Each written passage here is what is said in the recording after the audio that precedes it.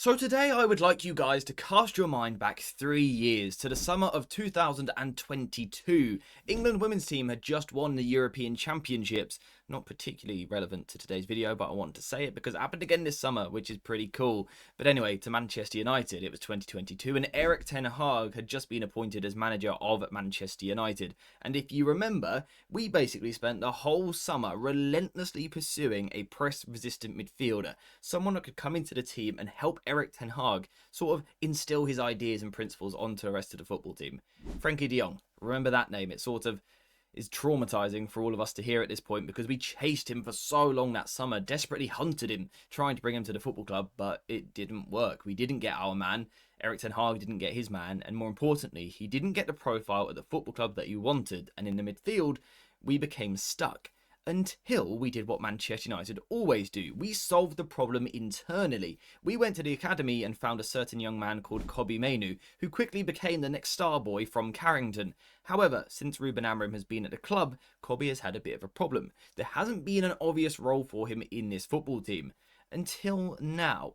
In pre-season training, the very first session, we saw Kobbie Mainoo lining up in the centre of midfield. We've had this quote from Ruben Amorims talking about the need for Kobbie to play in a deeper role where he gets more touches of the ball, and we also saw him produce a pretty good performance in heart of midfield against West Ham in the last pre-season friendly. So how does this work? So before we talk about the how or the why, I want to focus on the what. What actually is the role that Kobbie Mainoo was performing in the last game, and then eventually we'll discuss why and how that works and how it can get better.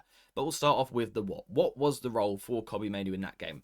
Well, we'll start off with off the ball, because in this match, Kobbie Mainoo was playing as part of the double pivot, but that does not mean he was in line with Manuel Ugarte. In fact, very often out of possession, when Manchester United were trying to press high, Kobbie Mainoo was the one given a bit more license to push a little bit higher up the pitch. So Ugarte would sit a little bit deeper, trying to protect the back three, trying to protect the centre-backs, and Kobbie Mainoo was the one given the license to press a bit further forward. We literally saw this in the build-up to one of the goals, Kobbie Mainoo nicking the ball back nice and high up the pitch, but we can also see it in this moment here. So Kobbie was clearly given that license to play a little bit higher up the pitch, not being someone that screens in front of the back line and protects the defence in that manner, but instead is connected to the front line.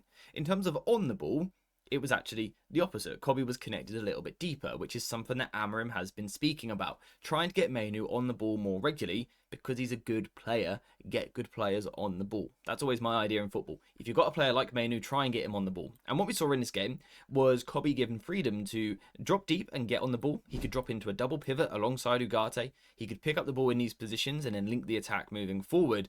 Or he could also be given the license to actually move a little bit higher and play in line with our two 10s. So Ugarte would play as a solo midfielder in the pivot, and Kobbie Mainoo would move a little bit further forward in line with Cunha and Bruno Fernandes.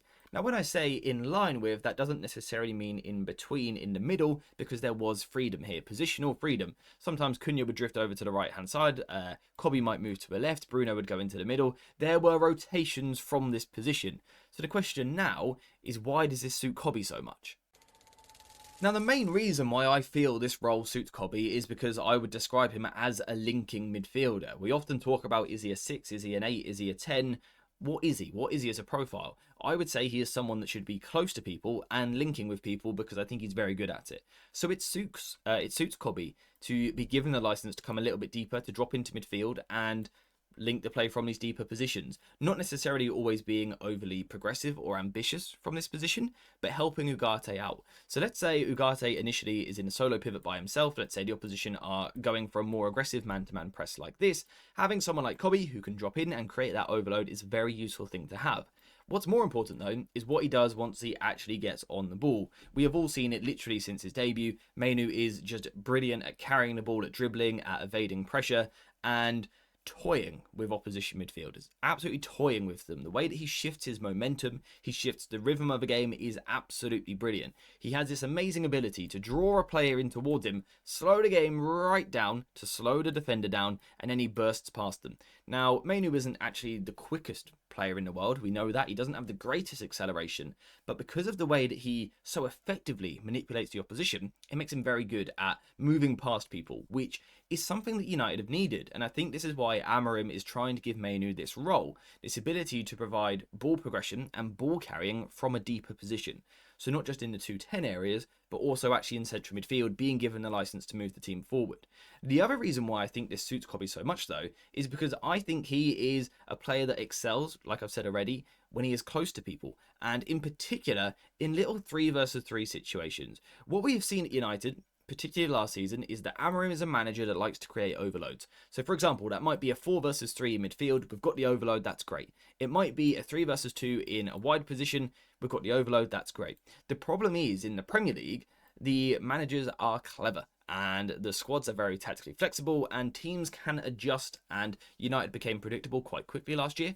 So often what we saw was teams starting to match us, so we no longer had the overloads because teams were now matching up with our system and stopping us in those situations. What you then need is players that can thrive when you're 1 versus 1, when you're 2 versus 2, when you're 3 versus 3.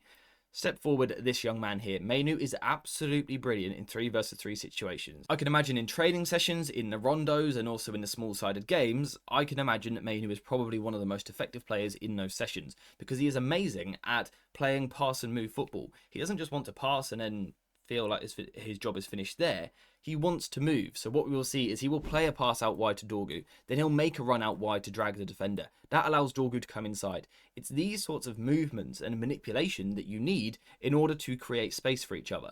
So rather than the team being fixed to one position, giving them that freedom is really important. We saw situations where, Cunha was on the left-hand side, but Mainoo was actually playing in a wider role than what Cunha is. That's the freedom that he needs to be given, because when he is given that freedom, he combines so brilliantly. His linking work is absolutely fantastic. His ball carrying is amazing. He's just very good at this job. Now, whilst Kobbie may be very, very good at this job, it doesn't mean that he's perfect. He's still a young footballer and he is still trying to learn his trade in midfield. And I think there are some areas that he needs to work on for this to really work. Area number 1 would be intensity. And that applies to off the ball, of course. Being someone that can cover the ground and that is snappy into tackles, helping his team to press high and win the ball back, we need that from Mainoo. But what we also need is intensity on the ball. Kobbie has moments at times where he's a little bit too slow. I love that he can manipulate the opposition. At times he needs to speed it up a little bit more regularly. I think that also comes into demanding the ball a little bit more. I think if you're going to play deep in a double pivot, you need to take responsibility. You need to go and demand the ball, take the ball off players and make stuff happen.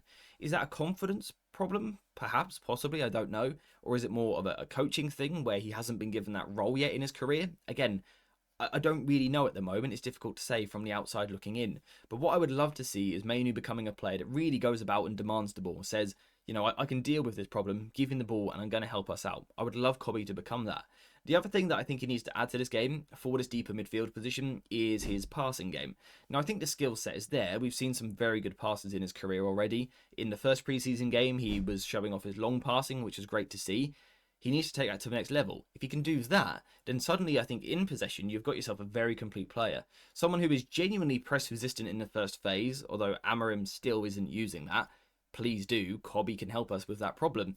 But I think particularly as he moves further up the pitch, his linking work, his ability to combine the defence and the attack together. So often at Manchester United, we've seen a bit of a void in between. Our attacking setup is here, our defensive setup is here. What we're doing in the middle to connect the two. When you put Mainoo in the middle, he does that. He connects, he links, he works well with people, he interchanges with people. He always seems to have a good synergy with those around him, particularly the likes of Bruno Fernandes, Xerxes. Cunha already seems like that sort of player as well. So that's what we need to do for Mainoo more. His ability to change the tempo and dominate 1 versus 1, 2 versus 2, and 3 versus 3 situations is so valuable to this team. Because last season in particular, before we signed anyone, we did not have enough of those players. Mainoo is one of them. That's the sort of player that you need to get in the team as regularly as possible and try and build around it. So yes, that is this sort of new role that Ruben Amorims has created for Kobbie Mainoo in the Manchester United team, and I think it suits him. Of course, Kobbie has areas where he still needs to work, he needs to develop, he needs to become better. Of course he does, but he's still a very young player, and he's got so many great skill sets that the rest of the players at the club simply do not have. This is the sort of profile that we were willing to spend close to £80 million on just 3 years ago. We've got one for free at our football club right now. You've got to work with him and you've got to get the best out of him. He is that sort of special talent. Again, he's not perfect yet. Of course he's not. He's not the best central midfielder in the world. But he could be someday. I genuinely believe that if he is coached in the right way. If his coach does his best to get more out of Mainoo, to make him a better footballer, to develop him. If that happens, Mainoo can genuinely be a very special player for this football club. and he's ours. He's from our academy. You have to get more out of that. That's Ruben Amorim's job now, and of course Mainoo himself as well. He needs to put the hard work in. He needs to up the intensity in training. He needs to work on those flaws in his game. If he does those things, he can be amazing. I think this new role can suit him very, very well if you get the right player next to him. Is that Ugarte or is that someone else? Let me know what you think in the comments down below. But apart from that, we are finished. Kobbie Mainoo is a special talent. I still believe that. He had a bit of a setback last year, but that happens in a footballer's career. He's still an amazing young talent who I'm convinced is going to go to the top of the game. We just need to help him get there, and I think Amorim is starting to do that with this little tactical tweak. So that is all I have to say for today's video. So thank you guys very much for watching. I hope you have enjoyed it. If you have, please leave a like, subscribe, and also, why not check out these two videos? And as always, I'll see you in the next one.